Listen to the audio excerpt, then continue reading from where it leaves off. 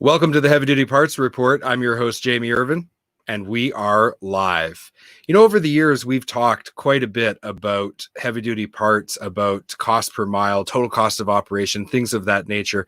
Today, I'm really excited about the conversation that we're going to have because we're going to bring someone into the conversation who really represents the fleet's perspective. Now, before we do that, I just wanted to remind everyone that this is a live broadcast, so there's an opportunity for you to participate in this conversation today. We'd love it if you would comment or if you would ask a question. We will bring you into the feed and we'll allow you to join the conversation. And we're really looking forward to having your input. So when it comes to the fleet's perspective, when it comes to how they look at heavy duty parts, how they look at strategies to lower cost per mile and total cost of operation, what is their perspective?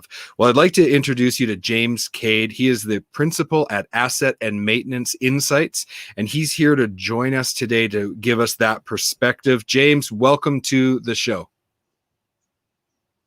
Thanks, Jamie. Appreciate the invitation and the opportunity to talk to your audience. So I'd really like to know, James, you've been working in the industry now with fleets for 40 plus years. How important is total cost of operation and lowering cost per mile to fleets? Like, is that top of mind all the time, or is that something that's just one of many issues that they have to deal with? Well, in the overall high level in the organization of a fleet, it's really about several different levels, but at the executive level, of course, they're looking at revenue and expenses, but when you get down farther into the organization and you're looking at the maintenance, the fleet management people and the maintenance side, those are the numbers that their performance is judged upon. So total cost of ownership, maybe a little higher, maybe a VP level of the fleet or whatever will be more concerned about the overall total cost of ownership. But when you get down to the front line, the service manager or the shop foreman or whatever, their entire focus is on the cost per mile. That is for most fleets, and that's really what they live and die for by, and because they're being measured, their performance within the organization is based off of the total cost per mile of the operation. So a lot of the people that I've spoken to in the past, they have been really coming at this from the perspective of either the manufacturer or someone who's selling the parts. So what steps do fleets take to manage their heavy-duty parts purchases? Well, there's a lot of different ways of approaching it, and I'll give you some of my comments and some of my thoughts on it, but there's a lot of different ways of doing things for fleets. But typically it comes down to, and you're talking about a fleet that has its own shop and is going to do its own maintenance. And in those cases, there's really two strategies when you look around from the parts side.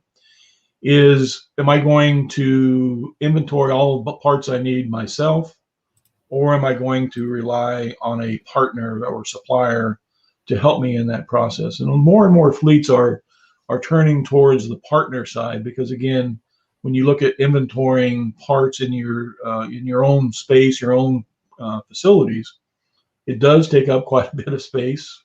You are putting a lot of money on the shelves that you're investing in, and then you have some of the other concerns around it is loss on the fleet side. I mean, same way with parts suppliers is that. The parts that you put on the shelves, hopefully it's just a matter of not keeping good enough track to understand where the parts are going.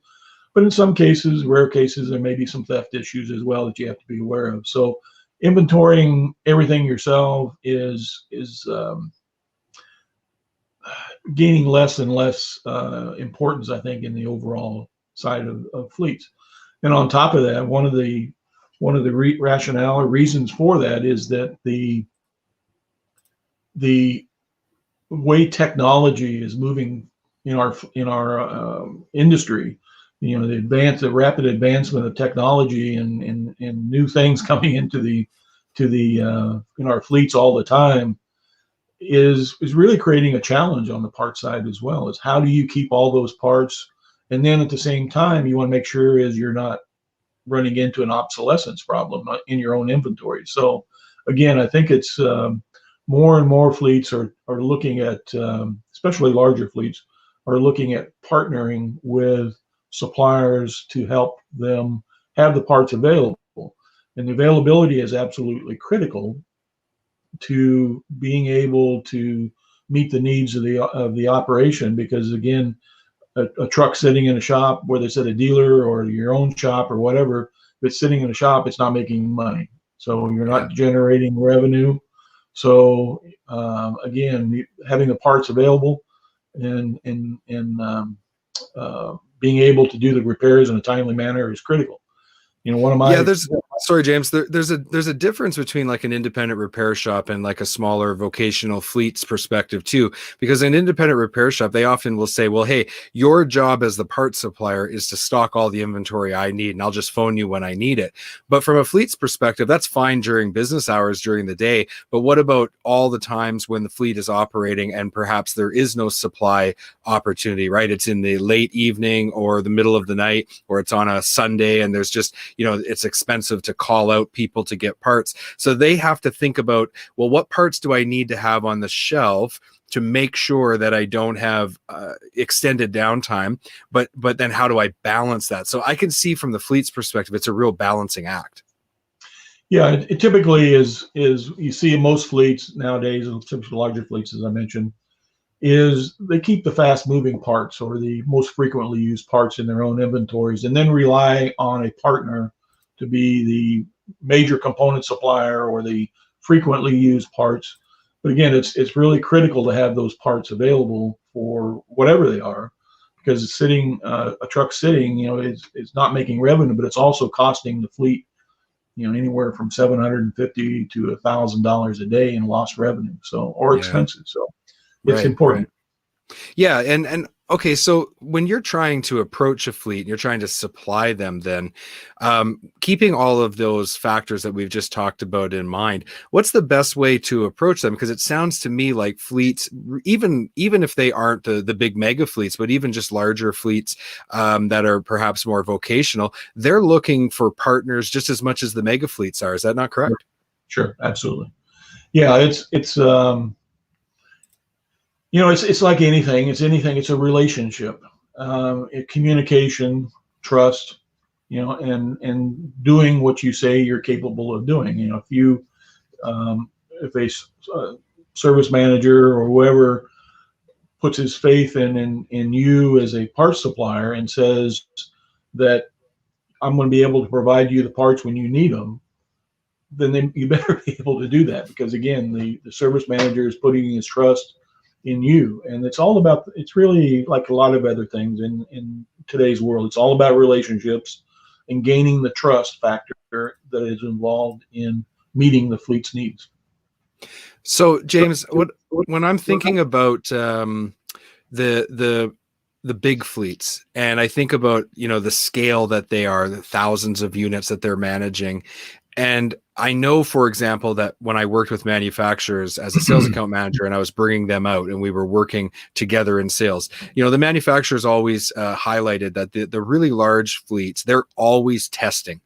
They're always looking at different products because they are really focused on how to lower total cost of operation. Right. Are the larger fleets better at that than the smaller fleets? Is there a lesson there for smaller fleets to learn that maybe they need to be evaluating their parts in a different way? Yeah, you know, I think with a bigger fleet is you have more resources available to do some of these things. You know, you have people, you know, that in some cases, in some mega fleets, you have people or even departments that are completely dedicated to doing nothing but evaluating, testing new parts, new technology, how it impact or what the impact would be on the cost of ownership of the overall vehicle. So yeah. But I think it's important. I think one of the things that for a small fleet, and I've been in both sides, I've been on mega fleets and been in some small fleets as well, is you can't ignore what's going on in the industry. You can't ignore the new technology coming on.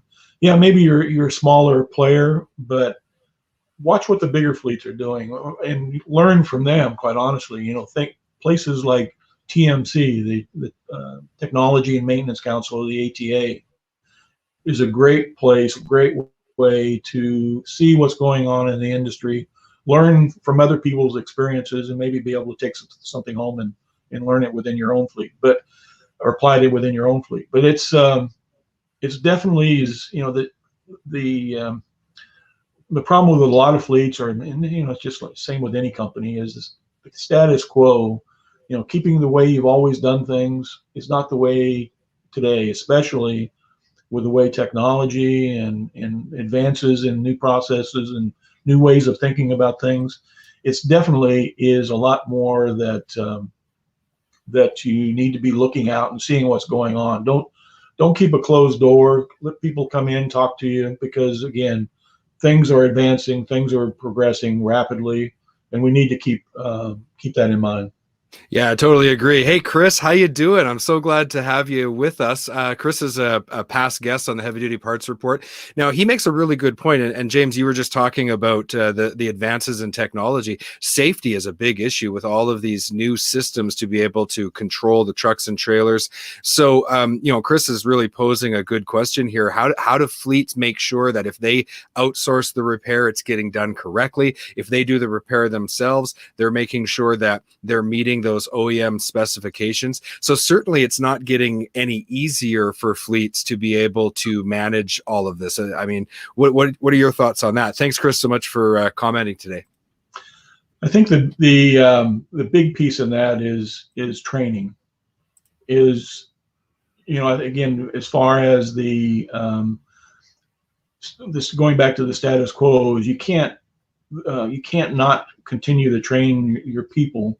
If you have technicians, being able to keep them up to speed on this different equipment, and it's a challenge, but it's something that has to be done. And if you are outsourcing, don't think that you don't need to know about what's going on as well, or understand what's going on in the industry. These training classes are available to fleets from various different suppliers, and just because you don't have any technicians and you're outsourcing it, you still can partake in the training and get an understanding of how it works and what the requirements are and what needs to be done, and then audit the processes that your repair services are providing. Because again, it is important. You need to understand how things work. May not be able to have to know how to repair them, but you need to understand how they work. Yeah, how they work, but also the obligation that you have from from safety's perspective for the public, for your drivers, also from the perspective of just meeting whatever regulations there are with these new vehicles. And this is only the complexity is only going to increase as technology continues to transform the commercial vehicle space. So historically, where have fleets made some mistakes when it comes to buying parts? I know I have an opinion on this, but I'd like to hear yours. I over the years and working with lots of different people and different things, is I think one of the biggest mistakes that fleets of any size make is when they try buying parts on the acquisition price. I'm going to buy the lowest cost part available and use that because that'll make me look good. It may make you look good in the short term, but again, if you go back to that total cost of ownership scenario we're talking about, if you're looking at a part, brake shoes are a great example. If you're buying brake shoes and they only last 100,000 miles, if I'm keeping in my plan for the asset that I'm buying, when I buy that asset, I'm going to keep it for 5 years. And if I buy a set of brake shoes that are only going to make 100,000 miles, that means I have to change them out 5 times. But if I'm going to, again, stay on that 500,000 miles, and I go out and buy a brake shoe that I know is going to get 200 to 250,000 miles and pay a little more for it, that means I only have to replace those brake shoes twice at most during the life of that vehicle. And so when you look at a total cost of ownership during that time frame on that vehicle, you're talking about a couple hundred or a couple $1,000s per truck difference versus a few dollars more for the improved brakes or brake shoes or part, whatever you want to talk about. But again, it is It is making sure that you're looking at value. I always talk about value of a part, not the acquisition price of a part or whatever, but the value of a part, and Yeah. making sure that we're buying on value, not price. I couldn't agree with you more. You know, as someone that was selling parts, one of my greatest frustrations is I would work really hard because I always work closely with the manufacturers. So I would bring a lot of specifications. We would bring case studies. We would demonstrate the value of a specific product. I'm glad you brought up brake shoes. So we'd be selling a high quality brake lining that was really performing well, but it wasn't cheap because, you know, you get what you pay for. And as one of my friends that works for Firestone, he always says, you rarely get more than you pay for. So when it came to brakes, you know, we would do really well. All the problems that they had would start to go away. And then all of a sudden I would come into the shop 6 months, a year, 18 months later, and there's a skid of brakes, and I could look at the box and I knew right away what had happened, right? Another salesman had come in, they'd led with price, and they convinced that person to buy on price. And I remember one time I just said to the customer, I said, I want to make you a deal. If we open that box, and I'm going to tell you before we open it what's on the code on the side of the shoe, and if it is what I think it is, you promise you'll return them, because that is, you know, the difference in quality was like going from the best brake on the market to the cheapest. And he said, deal. And we opened the box, and I knew the code. I knew exactly what brake it was, and he was like, son of a gun, they told me that it was just the same quality. So it's easy for people to get kind of lulled into this buying on price, and even people who've learned the lesson in the past, sometimes they forget. Sure. But to your point though, it's a lot of that is around education. You know, I've seen a lot of times in going into an operation, but going into an operation and people are buying a low cost brake shoe, again, as an example, and you start talking to them about why they're doing that, and they'll eventually come around and say it's all about the price, and then you start talking about value. You can see a little light go off above their head a lot of times, is that they understand it, they get it. You know, this total cost of ownership is a focus you have to have all through the life of the vehicle, not just at the beginning or the end or the middle or whatever. But again, it is very important to keep in mind the total cost of ownership when you're looking at parts. I couldn't agree more. Hey, Len, how you doing? That's a good friend of ours of the show. Len is a Canadian as well, and he says that cheap is good, but good isn't cheap. And I will agree that good is never cheap. What's that? You can have it three ways. You can have it cheap, you can have it fast, or you can have it high quality. You can only have two of those three. You can never have all three in one. Thanks, Len. Appreciate the comment. So there's a lot to think about as a someone who's responsible for a fleet, and I really appreciate you helping us with this perspective. What should people who are moving forward in this, you know, advancing technology, things are dynamically changing, what should they continue to do to ensure that they're making wise decisions when buying heavy duty parts? Well, I think the important thing is understanding and educating yourself about what's going on, what's out there. You know, it's, you know, from somebody outside the industry walking in and seeing two brake shoes sitting side by side that are, you know, completely different specs and different have different lives. They don't see that. They don't understand that. So to me, or to them, it just looks like a two brake shoes sitting side by side. But again, it's all about the education. You know, it's, you know, that's one of the things I've had over the years is educating a lot of my bosses along the way during my tenure in this industry. And the point being is that you need to explain things. You need to make sure that you're not only educating your own people and yourself, but you're educating the rest of the organization as well. Is where's the value coming? Why are we doing this? Why? And explaining that over and over makes, after a while, it starts making sense to the rest of the organization then you're not buying on price, you're buying on value. Yeah, I think it's so important, and like you said, you've mentioned TMC. There, we recently had the American Diesel Training Center on. They're training new techs.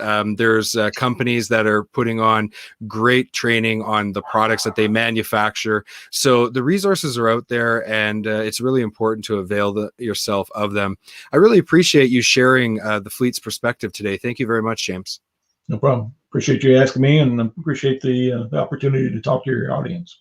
Right. And if people want to connect with you, James, your website is fleetami.com. Is that correct? That is correct. I have on the webpage, there's some information about what Asset and Maintenance Insights does, and as well as contact information and a blog that I also put on information occasionally. So.